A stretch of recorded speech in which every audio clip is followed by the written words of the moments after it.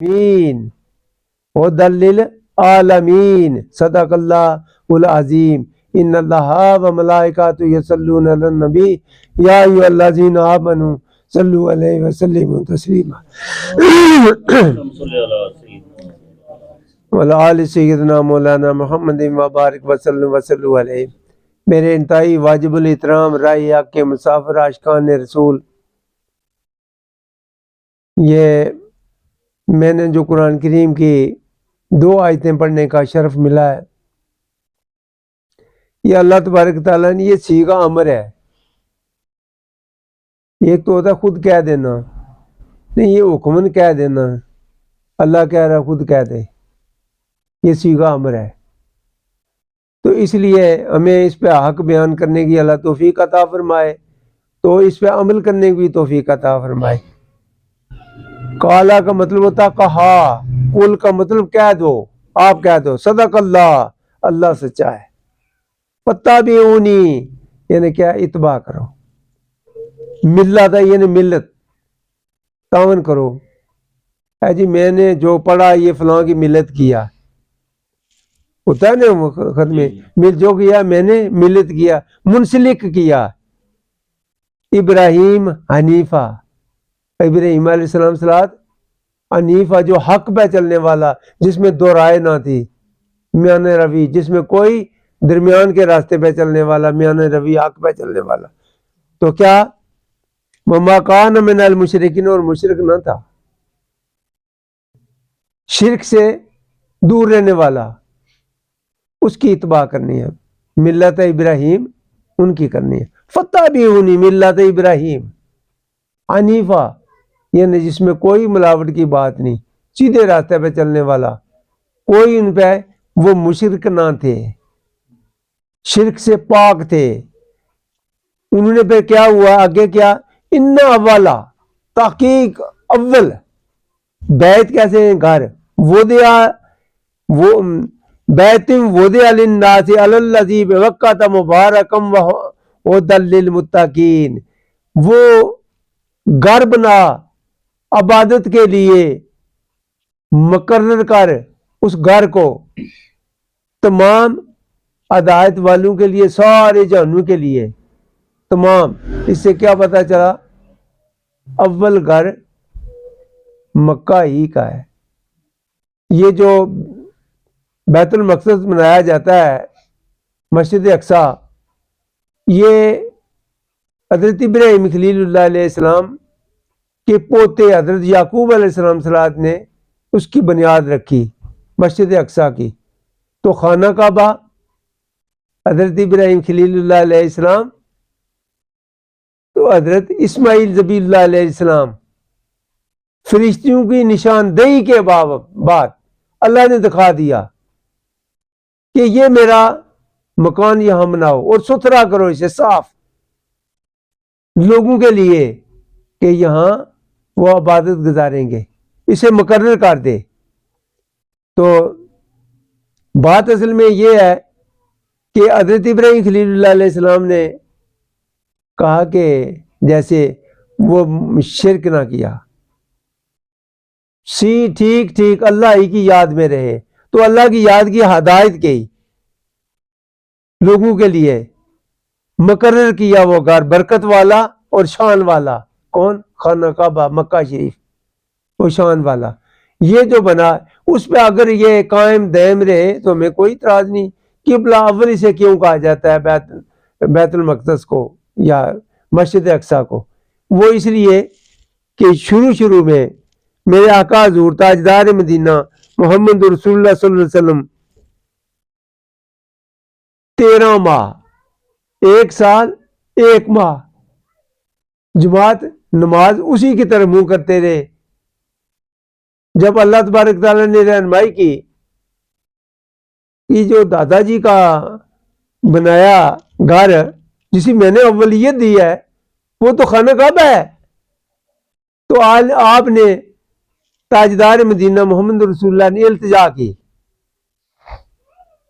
ظاہر ہر نبی ہو ولی ہو مانگے گا اللہ سے، تو نبی اللہ کے حکم کے بغیر کوئی بات کرتے ہی نہیں ہے۔ نبی بھی ہوگا اگر تو ولی ہوگا، رضا الہی کو ترجیح دے گا، چاہے اس کے ہاتھ پاؤں کو چوم لے، مگر پہلے تقدیر کے ساتھ تابعداری کرے گا، پھر وہ اللہ کا قرب حاصل کرے گا۔ اس کے علاوہ ٹھوکوں سے بات نہیں بنے گی کہ میں فلاں کا ہوں، میں فلاں کا ہوں، یہ کوئی بات نہیں۔ تو جب یہ آرزو کی کہ جو دادا حضور نے، حضرت ابراہیم خلیل اللہ، یہ ہمارا دین ملت ابراہیم ہے اگر، تو پھر بابا جی نے تو یہ خانہ کعبہ بنایا تو ہمیں اللہ تبارک تعالیٰ نے اجازت دے دی۔ تو ایک مسجد قبلتین اسے کہا جاتا ہے، میں نے خود آنکھوں سے جا کر دیکھا بھی ہے، بیری کے درخت موجود ہیں وہاں، میں نے خود دیکھے جا کر۔ تو وہ قبلتین، وہاں اللہ تبارک تعالیٰ کا پیغام آ گیا، اے میرے محبوب، جو تمہارے حضرت ابراہیم خلیل اللہ علیہ السلام کا بیت اول تھا اسی کی طرف منہ کر لے۔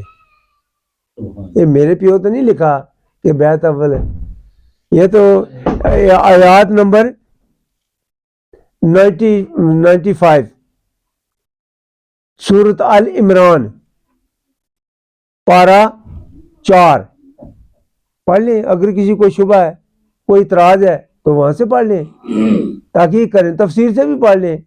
پھر اس کی تفسیر نیچے شرح صحیح مسلم شریف اور بخاری شریف کے حوالے موجود ہیں۔ اگر کوئی کسی کو اعتراض ہو، چونکہ ہم عمل کرنے کے بجائے اعتراضات پر بہت زور دیتے ہیں، فرقہ واریت کو زور دیتے ہیں، عمل کرنے کے لیے بات نہیں ہے۔ ہم فلاں ہیں، ہم فلاں ہیں، ہم فلاں ہیں، سنی وابی شیعہ کا یہاں کیا تعلق ہے؟ عبادت میں کیا تعلق ہے سنی وابی شیعہ کا؟ ہمارے الگ الگ عبادت کے رائے نکالنی ہے، جیسے عبادت محمد رسول اللہ نے کی وہی کریں نا یار۔ جو عبادت کا طریقہ حضرت ابراہیم خلیل اللہ علیہ کا اسلام تھا وہی کریں نا۔ انہوں نے تو یہ عبادت کے لیے بارگاہ الہی میں پیش کی تھی، رب جلنی مقیم الصلاۃ، مجھے نمازی بنا دے میری مولاد کو۔ حضرت یعقوب علیہ السلام جتنے بھی نبی تھے، یہ کہ میرے نبی دین حق پہ چلیں، شرک نہ کریں، کسی دوسرے کو کارساز و ماہتی نہ سمجھیں سوائے اللہ کے۔ تو اللہ تبارک تعالیٰ ہاں ان لوگوں کے دعا جو اللہ کو کارساز اور ماہتی سمجھتے ہیں، ان لوگوں کی دعا مقبولیت کا درجہ رکھتی ہے۔ ان لوگوں کے لیے اللہ نے کہا، وقالا، کہا، ربکم ادعونی، دعا کر، استجب لکم، میں قبول کر لوں گا۔ وہ ان لوگوں کے لیے، ہر آدمی دعا سنتا ہے مگر قبول اسی کی کرے گا جو اس کی بات ماننے کا۔ کس کی؟ اللہ کی بات اور اللہ کے رسول میں پیروی رہتے ہوئے، جو وہ زندگی گزارنے والا، اگر وہ جو دعا کرے گا اس کے لیے یہ کہا گیا کہ وقال ربکم ادعونی استجب لکم، تو دعا کر نا مجھ سے، میں قبول کر لوں گا۔ ان لوگوں کے لیے جو اللہ کی بات مانتے ہیں، اللہ ان کی بات مان لیتا ہے۔ تو جو ہم ساری زندگی نافرمانی پروردگار کی کرتے رہیں، پیروی رسول سے باہر جائیں، اللہ کے رسول کی ہدایت پہ ہم کوئی عمل بھی نہ کریں، تو ہماری دعا قبول ہو جائے، ایسا ہوتا نہیں ہے، کبھی نہیں ہوتا۔ اس غلط فہمی میں نہ رہنا کہ پیر صاحب دعا کریں گے تو ہم بات بن جائے گی، بخشش کا ذریعہ نماز بھی معاف ہو جائے گی، ہمیں زکوٰۃ بھی معاف ہو جائے گی، اور ہمیں کسی کا حق بھی مارا جائے گا۔ بے شمار لوگ آتے ہیں مقدمات میں الجھے ہوئے لوگ، کہتے ہیں جی دعا کرو میرے مقدمہ لگا، تو پتہ چلا کہ مقدمے کا جو اصل مجرم ہے وہ یہی ہے، خود ہی ہے، اس نے کسی کے قبضے زمین پہ قبضہ کیا ہوا۔ تو وہ پیر صاحب دعا کریں گے تو کسی کا حق مارے گا وہ، تو کیا پیر صاحب کو کون سا تھرائز ہے، کون اس کے اتھارٹی ہے کہ وہ کسی کا حق دوسرے کو دے دے؟ تو اللہ تو کہہ رہا ہے کسی کا حق نہ مارو، کسی یتیم کے ساتھ زیادتی نہ کرو، کسی مخلوق کے ساتھ ایسا نہ کرو کہ میں ظالموں کے ساتھ محبت نہیں کرتا۔